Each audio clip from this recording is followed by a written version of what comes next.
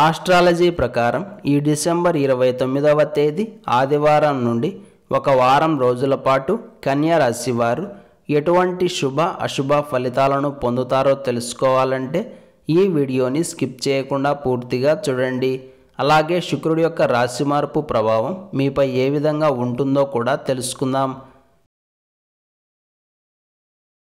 జ్యోతిష శాస్త్రం ప్రకారం 6వ స్థానంలో ఉన్న శుక్రుడి సంచారం వలన కన్యా రాశి వారికి అంత శుభకరమైన యోగాలు కనిపించడం లేదు.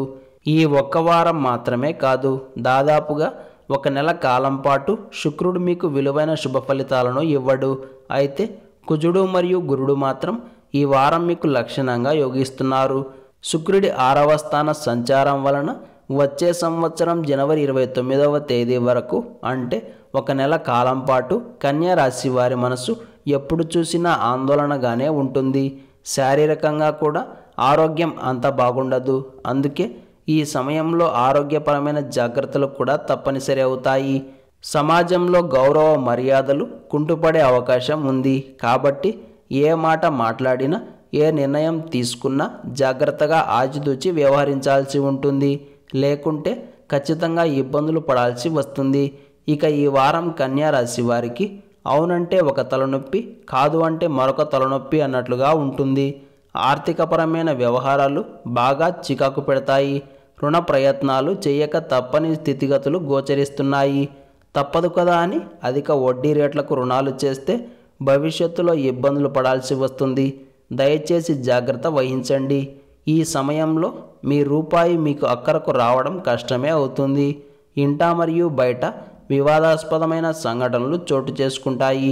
వాతావరణం కాస్త మీకు వ్యతిరేకంగా ఉంటుంది. కాబట్టి అన్ని విధాలా నిదానమే ప్రధానమన్న సూత్రాన్ని నమ్ముకొని ముందుకు వెళ్ళడం మంచిది. ఈ వారం కన్యా రాశి వారికి ఆదివారం మరియు శనివారాలు చక్కగా కలిసి వస్తాయి. అప్పుడప్పుడు దుర్గా ఆపదోద్ధారక స్తోత్రాలను పఠించండి. ఈ ఆదివారం రోజున ఉన్నటువంటి దివ్యమైన తిథి చతుర్దశి, నక్షత్రం జ్యేష్ఠ నక్షత్రం, రాహుకాలం సాయంత్రం 4:30 నుండి 6 వరకు, యమగండం మధ్యాహ్నం 12 నుండి 1:30 వరకు. అలాగే ఈ రోజు యొక్క శుభ సమయాలు ఉదయం 8:50 నుండి 9:45 వరకు. ఈ రోజు యొక్క పంచాంగం ప్రకారం రోజువారీ సాధారణ పనులకు మాత్రమే కాలం అనుకూలంగా ఉంది. ఈ రోజంతా శుభప్రదంగా సాగడానికి, అన్ని పనులు సక్రమంగా పూర్తి కావడానికి మరియు విజయం పొందడానికి ఈరోజు ఉదయం సూర్య భగవానుడికి నమస్కారం చేయాలి. అలాగే ఆర్ఘ్య ప్రదానం చేయాలి. తరువాత విష్ణు ఆలయం కానీ, వెంకటేశ్వర స్వామివారి ఆలయం కానీ, రామాలయం కానీ దర్శనం చేసి తీర్థ ప్రసాదాలను స్వీకరించి ఆ తరువాత పనులు ప్రారంభం చేస్తే అంతా శుభమే కలుగుతుంది. ఈ ఆదివారం రోజు మాస శివరాత్రి వచ్చింది కాబట్టి శ్రద్ధ భక్తులతోటి ఉమామహేశ్వరులను పూజించండి. అలాగే జ్యేష్ఠ నక్షత్రం వచ్చింది కాబట్టి ఇంద్రాణి స్తోత్రాన్ని పారాయణం చేయడం వలన భోగభాగ్యాలు ప్రాప్తిస్తాయి. అదేవిధంగా ఈరోజు విప్ర నారాయణులను పూజించాలి. ఇలాంటి సమాచారం ప్రతిరోజు మీకు అందాలంటే వెంటనే మా ఛానల్ని సబ్స్క్రైబ్ చేయండి.